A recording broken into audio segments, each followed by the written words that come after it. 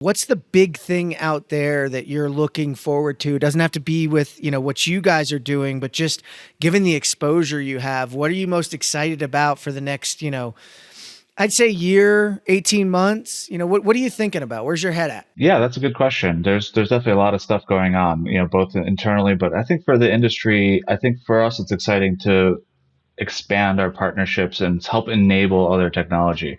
There's so many folks that are, struggling with, having their robot maintained properly or their devices, maintained on the wall properly or whatever it is, making their tech work on job sites. So a lot of these GCs are like, deploying new tech, but the project team doesn't want to take the time to spend 5 minutes to plug it back in or do whatever it takes to make the tech work on the job site. So been having some ideas lately of not only helping our tech be enabled on job sites, but also being there as a concierge service that can help enable other tech. So not only providing a power and Wi-Fi, but also being there as a boots on the ground, checking on the system, making sure the connectivity is good, making sure everything's operating right. And I think that's going to be a big load that we can take off of our project teams because there's engineers and superintendents that have this new tech, but when it stops working, they don't have the hour it takes to do the troubleshooting or talk to the startup team that's doing it and have them come out here. So yeah, I think since we're going to have a presence in a lot of projects and we're integrating with a lot of project teams, we want to expand to where we are enabling all tech on job sites, and we can help all kind of these startups and all these new devices all get enabled and stay working on job sites. So that's something I've been thinking about a while. That yeah, we need a better way of keeping these project teams engaged with new tech and not just kicking it to the curb after it doesn't work for the first time and not giving it a chance to fully understand how it works.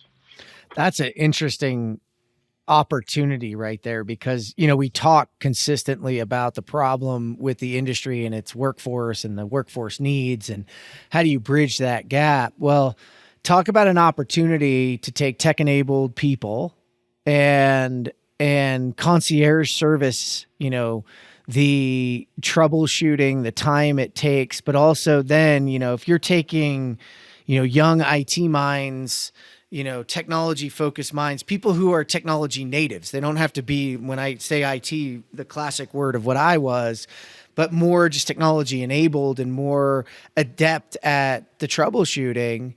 You create an opportunity for other companies to be successful and take the headache, just like Loris is already doing, but take the headache off the field, put it on a service, get it up and running and get people going again. And that's going to spread adoption. That's going to, and if you've got tech enabled folks, then they can articulate the problems. They can look at some new piece of equipment and say, no, actually what we're seeing out here is that the dust is going into, this fan and it's causing it to overheat. And that's really the problem you're having. And the person in the field doesn't have freaking time, nor should they be necessarily giving you that information, right? They have work to put in place. One of the things that we talk consistently about in the industry is like, well, technology can enable and speed things up, but it can be a boat anchor and slow things down too. And that, there's this, oh, we've always done it that way. Well, I can predict how fast we've always done it this way. And we need predictability. So to create change and to manage change, right? Change management is a huge part.